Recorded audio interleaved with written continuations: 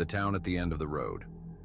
In the endless deserts of Arizona, there was a town that couldn't be found on any map, Solace Point. Some claimed it was an illusion, while others believed it was a place where lost souls gathered.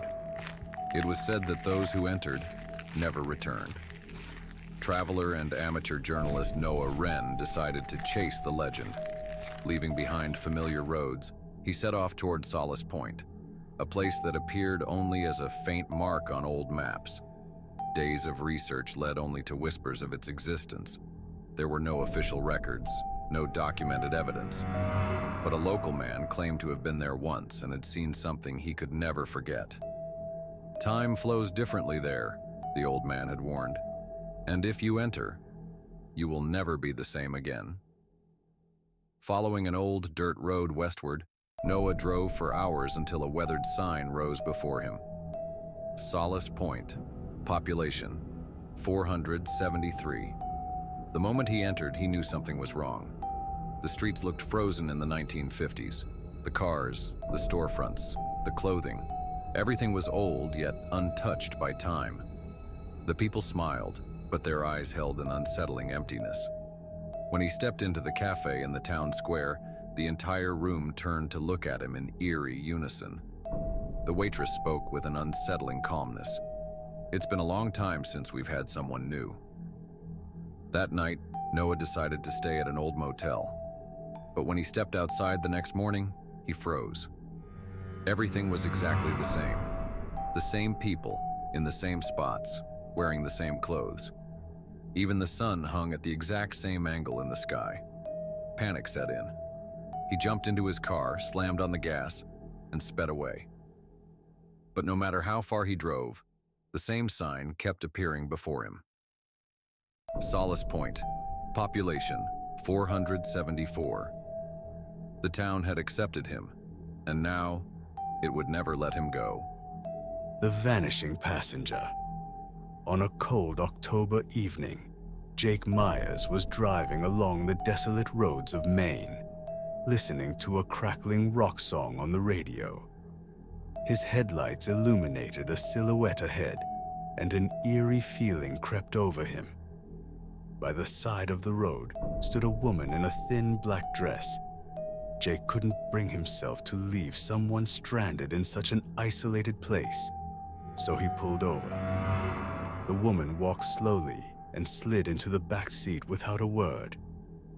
"Are you heading to town?" Jake asked. She gave a slight nod, but remained silent. When they arrived in town, Jake turned to speak to her, only to find the back seat empty, filled with nothing but an eerie chill. The woman had vanished. Shaken, he stepped out of the car. A few shops were still open, and he hurried toward one of them in a panic. "A woman in a black dress! She was just in my car, but now she's..." An elderly man suddenly drew a sharp breath, his eyes widening in fear. "Don't say that," he whispered. Jake was confused. At that moment, the town's church bell began to ring, but the sound was muffled, echoing as if rising from deep within a well. The old man's voice trembled. "That woman, she is this town's curse. Whoever picks her up can never leave." Jake rushed back to his car, started the engine, and sped off. But no matter how far he drove, the same town sign kept appearing before him. Then, a voice echoed from the back seat, freezing his blood. "Just like you picked me up. Now, you too are a passenger." Valley of Mirrors. In the northern region of Montana, there was a place the locals dared not enter, the Valley of Mirrors. Legend had it that anyone who ventured inside would never return the same, but no one knew why. Jenna and her friend Luke set out on a camping trip to uncover the truth behind the rumors. By sunset, they arrived at the valley. At first glance, it looked like an ordinary natural wonder. Towering trees, a misty lake, and an eerie silence. But soon the strangeness began. As Jenna gazed into the lake, she saw her reflection.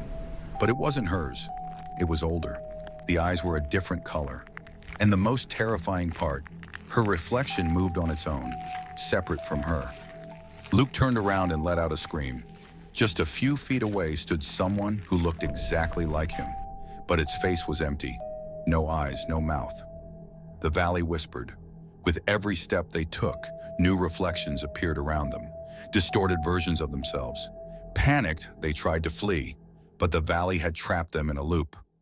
No matter which direction they ran, they always ended up back where they started. At last, Jenna and Luke turned to face each other, but they both realized the horrifying truth. The reflections in their eyes no longer belonged to them. And the two people who emerged from the valley, perhaps they were no longer truly themselves.